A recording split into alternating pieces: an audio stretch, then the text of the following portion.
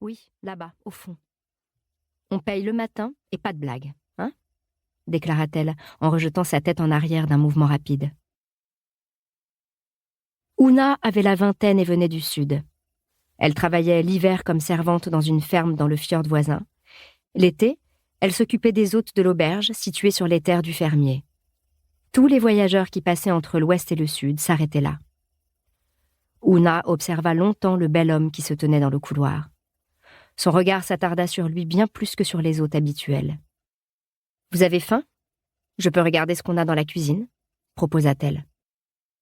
Ils partagèrent un filet de morue séchée et brisèrent des morceaux de pain cuits aux algues. Haraldur parla des chevaux qui l'accompagnaient et de son élevage de moutons dans le large fjord où il y avait tant d'îles que personne n'avait pu les compter toutes. Oona dit qu'elle était habile à la tonte des moutons. En général, elle ne laissait pas les voyageurs dormir dans son lit. Mais cette fois-ci, elle voulut faire une exception. Haraldur était différent, particulier. Il lui parlait comme à une égale. Il demandait son avis, l'écoutait sans l'interrompre et lui racontait des choses banales de sa vie quotidienne.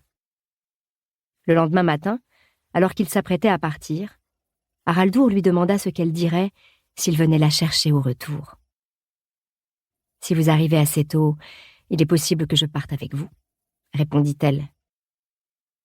Une fois Haraldur disparu, elle se mit à tresser ses cheveux.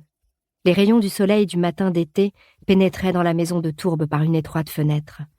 La bande de lumière semblait diviser la chambre en deux. Oona se mit debout et ferma les yeux pour jouir de la chaleur sur son visage. Haraldur arriva à Olfesha avant les malfaiteurs.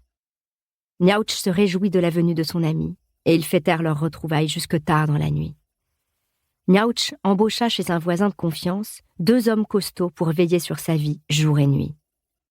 Alors que Haraldur était sur le départ, le propriétaire terrien donna à son ami, pour le remercier, une petite bourse en cuir remplie de pièces forgées d'argent et de cuivre, des clippings. Les clippings cliquetaient dans la poche de Haraldur quand il revint 2 jours plus tard avec ses chevaux au Sailuhus. Oona rassembla le peu de choses qu'elle possédait, monta sur le dos de la jeune jument de Haraldur et partit avec le bel homme dans l'ouest, dans le large fjord aux îles innombrables. Haraldur et Oona n'auraient jamais dû se rencontrer, mais leurs chemins s'étaient croisés et ils eurent particulièrement beaucoup d'enfants. Chapitre 2. Novembre 1994, Isafjordur. On voyait par la fenêtre du salon la neige tourbillonner en tous sens dans le jardin. La tempête devenait plus violente. Björk passa sa main sur le ventre doux et chaud de Loa. « C'est fin comme du papier de soie », se dit-elle, alors qu'elle caressait tranquillement l'animal alangui. La chatte ronronnait doucement. Un chasse-neige longea la maison. Ses feux de position clignotants balayèrent le salon d'un faisceau de lumière jaune-orangée.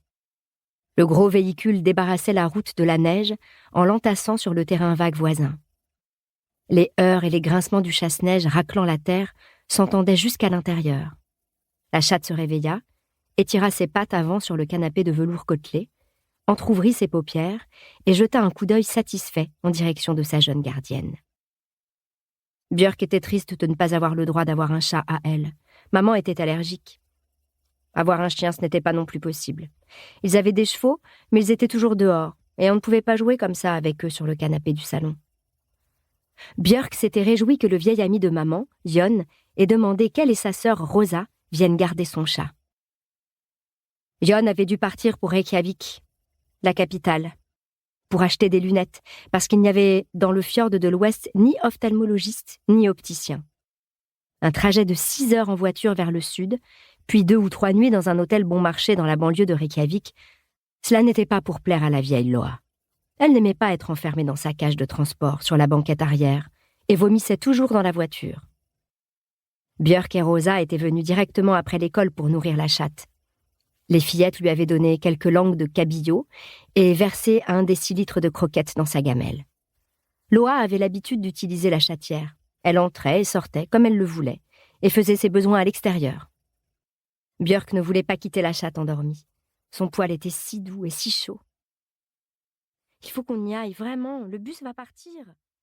Pour continuer à écouter ce livre audio gratuitement, cliquez sur le lien dans la description et vous pourrez l'écouter en entier sans frais grâce à l'essai de 30 jours d'Audible.